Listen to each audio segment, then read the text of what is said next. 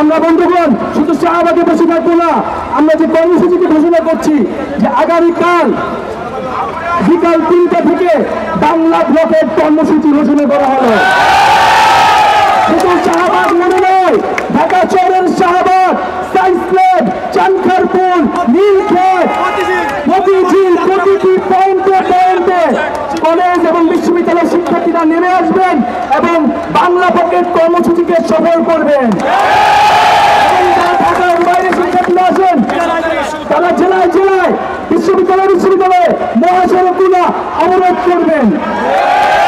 আমরা নির্বাহী বিভাগকে জানতে চাই, নির্বাহী বিভাগের কাছে, সরকারের কাছে, 2018 সালের পরিপত্র কেন বাতিল করা হলো, তৃতীয় ও চতুর্থ শ্রেণীতে এখনো কেন কোটা বঞ্চনা নিরসন করা হচ্ছে না, এখন 56% কোটা তৃতীয় ও চতুর্থ শ্রেণীতে থাকবে, এবং কত বড় সাহস যে প্রথম ও দ্বিতীয় শ্রেণীতে তারা এটা নিয়ে এসেছে, সেই সাহসের কিন্তু আমরা জবাব দিব।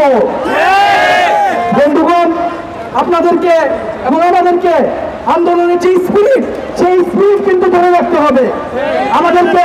আমাদের যে ছাত্র ধর্মঘট এবং ক্লাস পরীক্ষা বর্জন কর্মসূচি আপনারা দেখেছেন, অলরেডি অনলাইনে কিন্তু স্বতঃস্ফূর্তভাবে বিভিন্ন বিশ্ববিদ্যালয়ের বিভিন্ন বিভাগের শিক্ষার্থীরা স্বতঃস্ফূর্তভাবে একাত্মতা প্রকাশ করেছে। শিক্ষকদের আন্দোলন বন্ধ হয়ে যাবে, আমাদের আন্দোলন কিন্তু বন্ধ হবে না। শিক্ষকদের ক্লাসে ফিরে গেলেও আমাদের দাবি আদায় না হওয়া পর্যন্ত কিন্তু আমরা ক্লাসে ফিরে যাব না।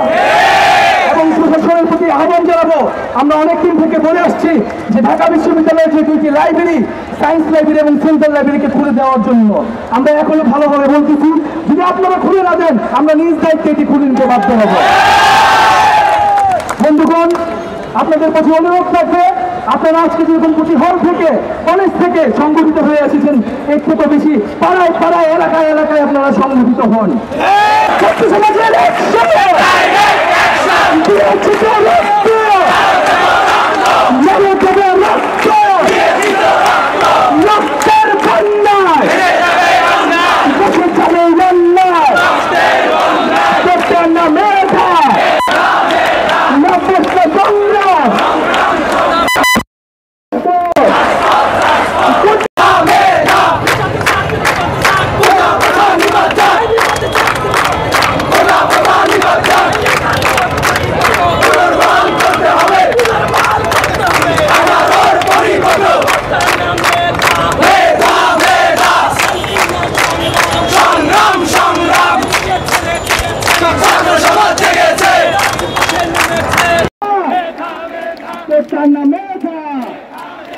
সবাইকে ধন্যবাদ।